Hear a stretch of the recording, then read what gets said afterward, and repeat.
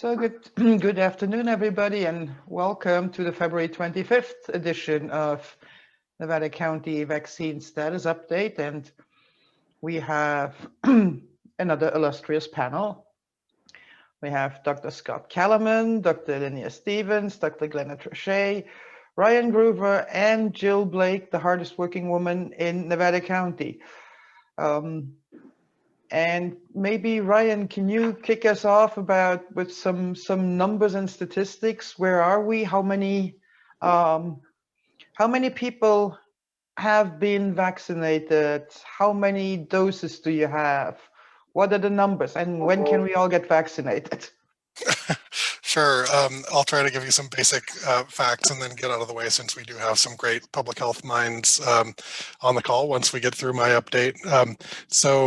First of all, on January 29th, when the state first started posting out vaccines in arms by county, Nevada County stood at 5,700. Last week, when I updated this group, Nevada County was at 16,300. And then as of today, we're at 21,362. So that's over 5,000 vaccines over the last week, despite what we experienced last week, which was shipping delays for one of the two vaccines related to the weather events that were occurring. So we are vaccinating, and we're vaccinating quickly. On a per capita basis, we're among the highest performing counties over the last couple of weeks. That's largely because we've started to receive more vaccine, because we have a proportionally higher percentage of the community that's 65 and older, 28% versus 14% is the state average. So, and then additionally, consistent with the state guidelines, we are working towards what the governor announced last week, which is transitioning to 70% of our vaccine supply going to people 65 and older, and 30% going to people who are eligible based on their business sectors. So that's the education, emergency services, and food and ag.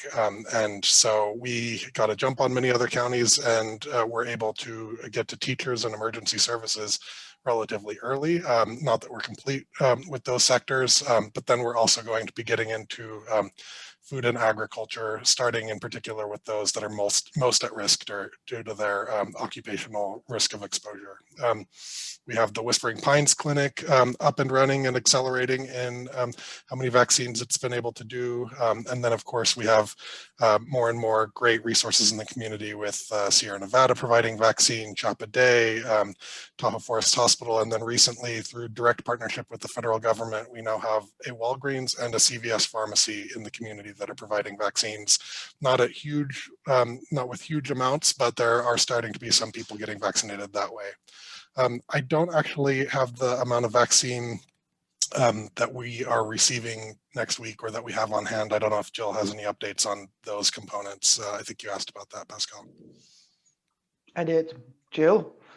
Yeah, I can chime in on what the local health jurisdiction was allocated. So the orders we're placing for this week that should arrive next week, and that is about 4,500 doses. So that's a big allotment for us. I think one of our biggest to date. As Ryan mentioned, because there were delays in deliveries last week, a lot of our providers have double the inventory that they expected to have, and they're scrambling to reschedule appointments that they couldn't honor because we were without vaccine for a short amount of time. But yeah, about 4,500 doses coming into the county next week. Well, and while you are giving us the good news, you also have a big decline in, well, first of all, in new confirmed COVID-19 cases, and also in the active cases. It was great to see this rather precipitous drop from the active cases, because I believe last week it's still over 600, and yesterday it was down to 153. Yes, we saw a big drop last Friday, and then we saw another big drop yesterday, and I think we can anticipate seeing at least one more big drop as we're processing and closing all those cases. We saw a really sharp uptick in cases, and we're going to see a similar sharp decrease in those active cases. So again, not people who are recovered, but people who are no longer in isolation. So yes, that's great news. And our case investigation and contact tracing team now at this point is really able to to handle every new case that is coming into the county. So that's great news for us and great news for the community. And of course, if you want to get tested, that is totally an option, right? Anybody who wants to get tested right now, it's probably not the the demand that there was, say, right before the holidays. Yes, that's true. Our Optum site in Grass Valley, which is located where Summer Times used to be, there on is that Highway 74. The latest data shows us that it's about 57% utilization. So it is open Monday through Saturday. They do have room for new appointments. We are considering decreasing the hours it's open each day. Right now it's open 12 hours a day. We're considering dropping that down to 8 hours a day, but still leaving it in operation for the 6 days a week for those who simply can't get there Monday through Friday. But yes, plenty of space for people who want to get tested, and we still encourage people to do so. And about Chapa Day, you have, for you, the allocation, of course, comes directly from the federal government, and I believe, Alinea, it's Dr. Stevens, it's just for your patients, right? Correct? Yes, that's correct. We do get our allocation through the Indian Health Service, and so it is just for our patients. You did ask me for some numbers, so we've done 2,300 vaccines so far, but we are getting very few these past few weeks. We're hearing that hopefully the supply will get better in 3 weeks, but we haven't seen that yet. So right now we're vaccinating our 65 and up patients. And so, of course, the big question is always when and where. And we have one of the questions that what is the name of the testing center on 174? That's the Optum site, and that is where Summer Times used to be on Highway 174. But to sign up for that, you can go to the county website and to the COVID section, and there is a link there to get tested, correct? Correct. There's a link, and there's also a phone number for those who don't have internet access, a phone number that people can call to get a test scheduled. And when when will new appointments be opened up for the Whispering Pines Clinic for next week? Is there a time when people should be sitting in front of their computers and madly refresh the page? Yeah, we're working on that right now. We're still unable to create our own clinics in that system. We're relying on the MyTurn staff to do that. We'll be able to do that at some point, but right now we're still relying on them. We are trying to get a better sense of what that window is so that we can make people aware, so that it's not just luck of the draw as it is now. And then also, we've been told that in the next week, maybe two, that notification component should be functioning. So until then, we're going to try to give people the best idea of when the appointments will be made available, but we don't have that information just yet. But hopefully, maybe by tomorrow, we'll have it. Yeah, because the notification portion of myturn.ca.gov, which is the website that everybody should be registering to know when it's your turn. The notification portions had some hiccups, to put it mildly. So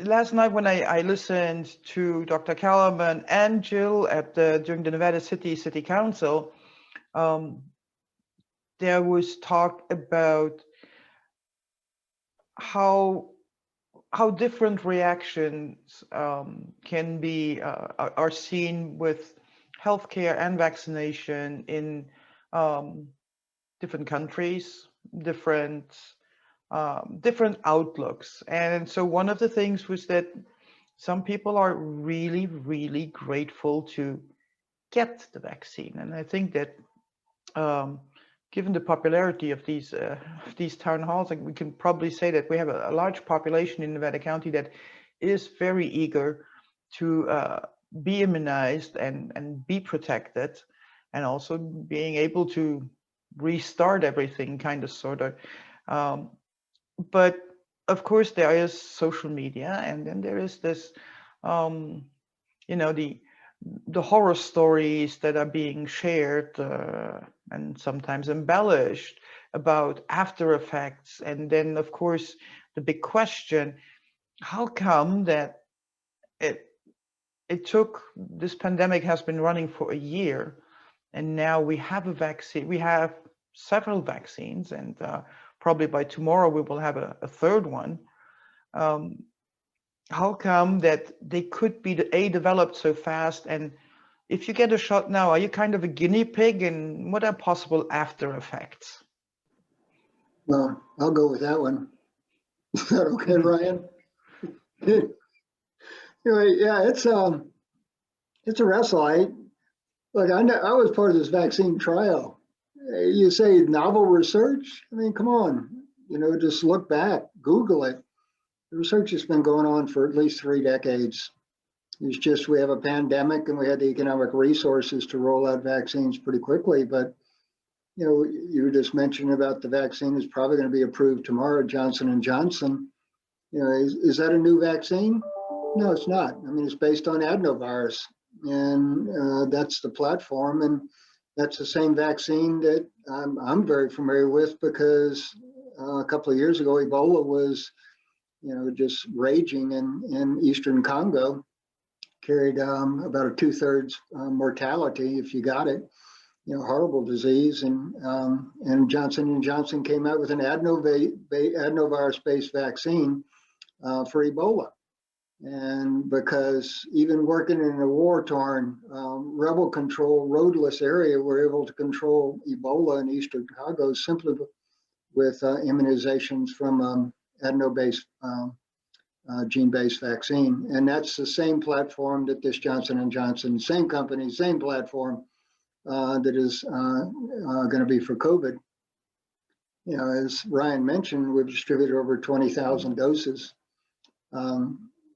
Not quite, there's still a few we're waiting to deliver, but, you know, no major side effects, no problems. You know, sore arms, people feeling, you know, not so well.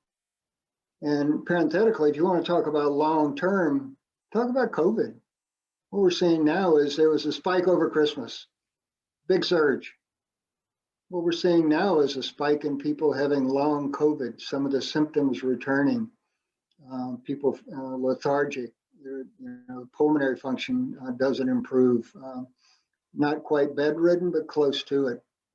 So that's one of the side effects of this COVID infection. We don't know all about it, but the acute case is one thing. We're not sure. We talk about now that people are over the disease. We talk about, yeah, the acute symptoms are finished, but certainly there's some chronic problems. And actually UC Davis has started a clinic for long COVID people. So anybody who's having these long-term symptomatology from COVID, you know, a whole clinic has been developed around it to try to find out the etiology. So, you know, the vaccine, you know, I'm 6 months out from my vaccine, and the studies have been going on for several months for these particular vaccines. The research has been going on for decades. There seems to be limited side effects, and it's incredibly effective as opposed to a disease that has significant problems, can cause death and can cause long-term sequelae. So that's what people should balance, those two things.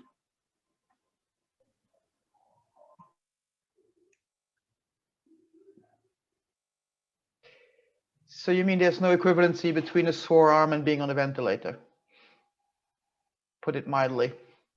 No, and a smile on your face after you get immunized, and, you know, the feeling of a certain amount of freedom. We don't know what exactly those freedoms are, but if you're immunized, it's unlikely you're going to get the disease. You're unlikely to pass it on to your friends and loved ones. What a gift. When we talk about side effects, often we don't realize that it's just our immune system working out and, like, you know, creating an antibody response to these vaccines. It's sort of something that we all want to get in our healthcare field. We're like, oh, you got some fatigue there. I'm very jealous of you. So I know we talk about these side effects as like bad things, but they're actually our body's way of accepting the vaccine and obtaining long-term immunity. And it's something we work for. And of course, right now we're hearing also a lot about the variants, and some of them are named after countries or states, etc. And some people are now, of course, concerned that, well, they got, quote unquote, the original version of the vaccines.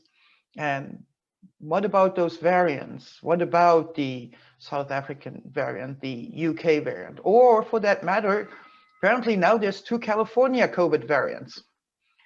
Glennah, you're the variant specialist. Well, this is what you get when 26 million people get COVID-19 and or over 100 million worldwide get COVID-19, and the virus is able to replicate millions and millions of times in each person. There is the ability for the virus to mutate. And these variants are genetic mutations of the virus. Some of them appear to be more infectious than the original virus. We are all concerned that there might be what is called genetic escape, where the the vaccines we have now may not be as effective against the variants. We don't know that at this point. And the way to stop these variants is to stop the infections. If we can vaccinate as many people as we can, as quickly as we can, and those people who are infected now stay home and isolate, and the people who are exposed to them who aren't vaccinated, quarantine, and we have fewer cases of the disease, the virus will replicate less, we'll have less of it circulating in our communities, and we will have fewer variants. So the issue of the variants is of great concern. And if we can reduce the amount of virus circulating in our communities by all the strategies we know work, both the vaccinations, which are very effective, but also isolation and quarantine when it's appropriate, maybe we can escape this virus still. So it's just important for us to do that at this point. And not to mention, and to just, we're talking about variants, but it's basically just it's just the virus. It's a faulty copy of the original virus, and some of them manage to survive. And you know, you can create new roses through that kind of technique. But in this case, it's a virus, and yes, obviously, if you have this.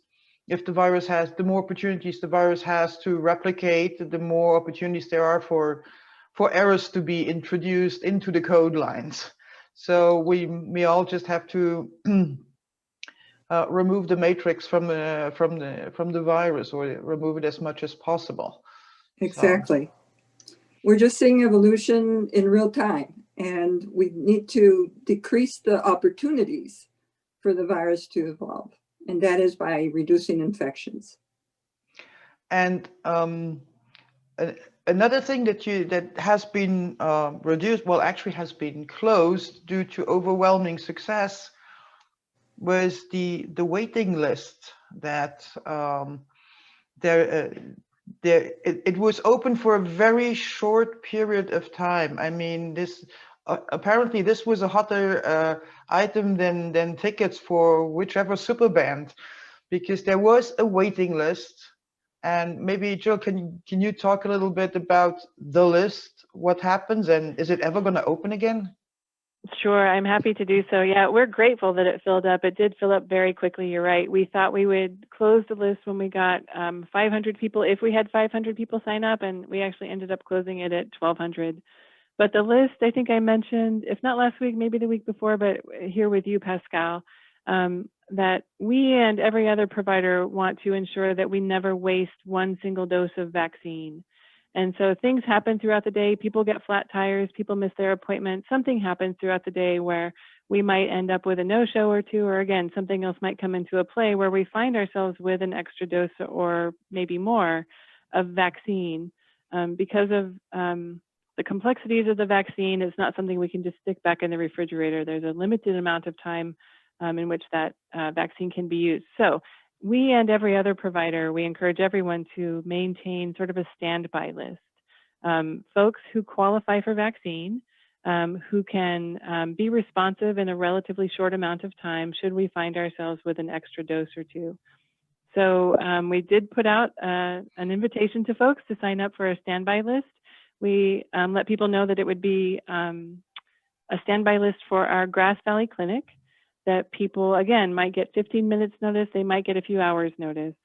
We won't be leaving messages for people, so if you see a phone call coming in from Nevada County, please pick up your phone.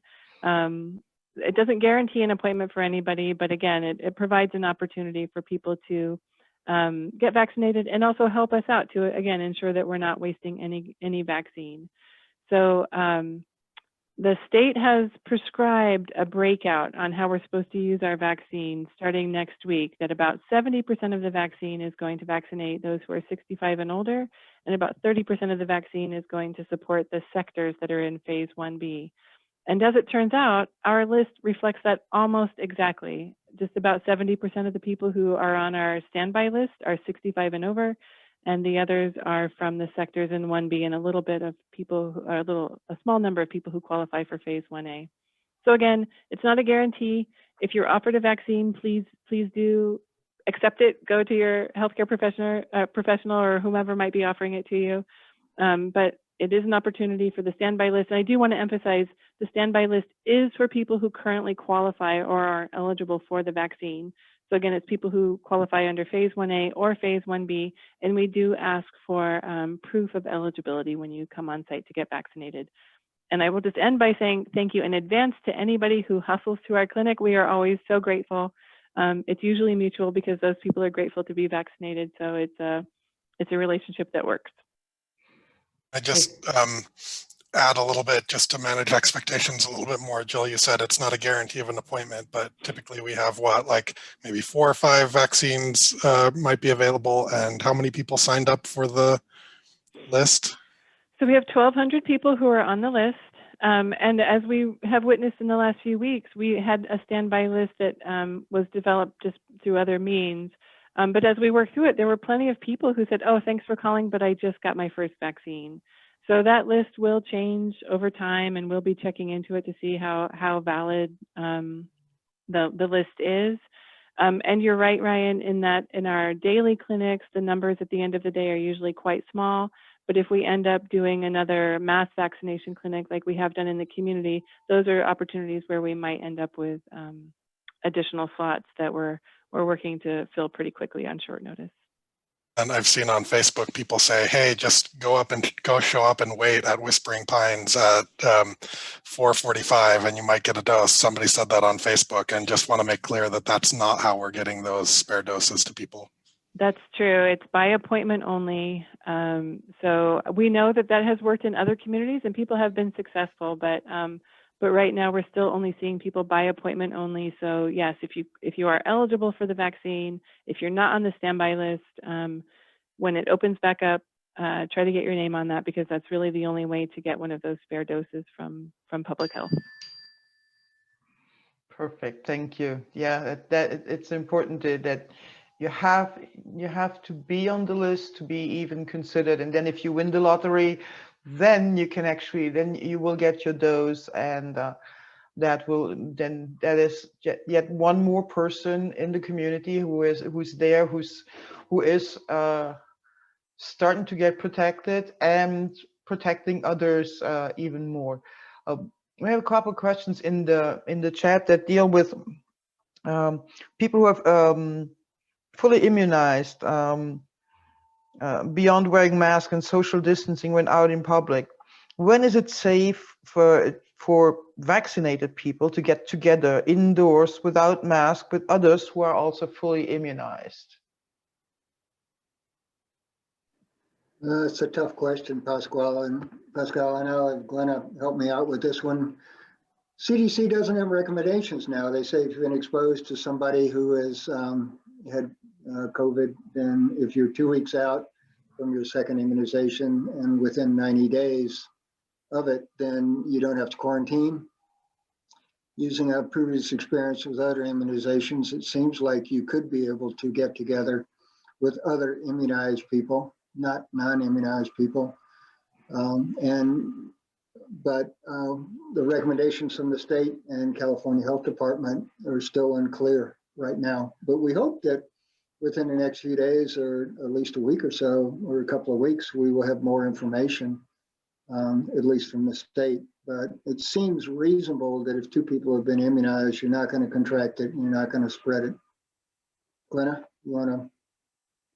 Yeah, I agree. Unfortunately, at this point, people have to do their own risk assessment. You are safer if you've been fully vaccinated. So maybe if you were staying home and not going grocery shopping, now you're fully vaccinated, it's probably safe for you to go grocery shopping. We still ask you to wear a mask and still social distance. Again, because there's so much of this virus circulating in our community, we don't want you to encounter some variant that you're not totally protected against. But at this point, unfortunately, in the absence of guidance from the authorities, we all need to do our own risk assessment. Bottom line is you're safer if you've been fully vaccinated, but please continue to wear a mask in public and to social distance. And another question is, recently, well, actually, I think it was even just yesterday, the new administration said that they were going to send millions of masks free of charge at various locations. And is there a distribution of free masks planned for Nevada County?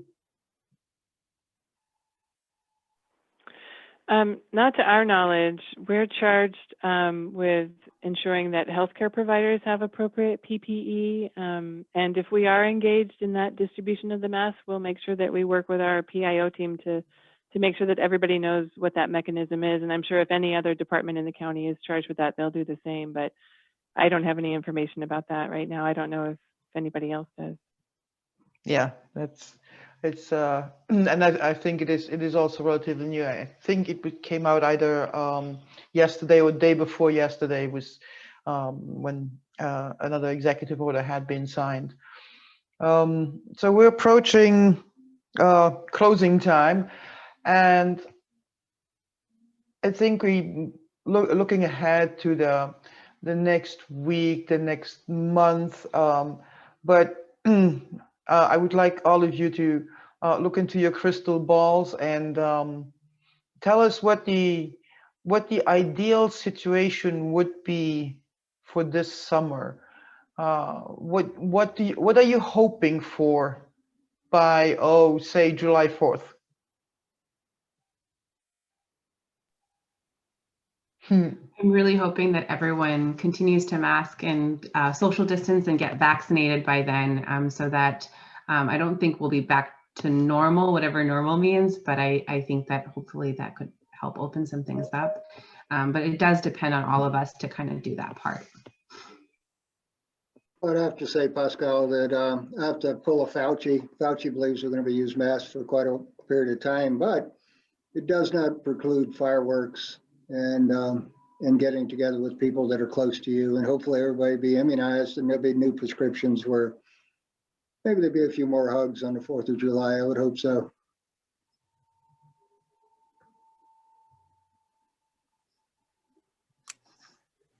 I agree with Dr. Stevens and Dr. Kellermann. I'm hoping that by the 4th of July, we'll have a whole lot more people vaccinated and safe. But I think we'll still be wearing masks and social distancing then. Maybe by Christmas, things will be better, but we still have a long ways to go. Do you want to go, Ryan? I hope by July 4th, Jill doesn't have to be the busiest person in Nevada County anymore. And I hope for what everybody hopes for is just the ability to spend time with those that we care about and patronize the businesses that we want to support. And if we're not back to quote unquote normal, as Dr. Stevens said, we probably won't be there, but well on our way. That's my hope, is that we're well on our way, and that we see how this will come to a conclusion, and that we'll be able to celebrate together. And speaking of celebrations, it is not quite the weekend, but we are getting closer to the weekend. So I really hope that all our panelists, I hope that all of you, that you get to take some time off and just relax a little bit, recharge your batteries, because we're going to need you. We're so not done. So we will absolutely need you. Thanks again for sharing this time with us and with the community, and keeping us updated, because I think it is so incredibly helpful to hear that we are making progress. We will get it. We are so close. We're so close. So if we all now hang in a little longer, then maybe we'll all get there. We'll all get there together, and then we can finally have that party at the fairgrounds. I mean, I'm holding out for that one. With that, thanks everybody. Thanks everybody for joining us, and we will see you next Thursday at noon. Thanks again. Thanks, Pascal. Thank you. Thank you. Thanks.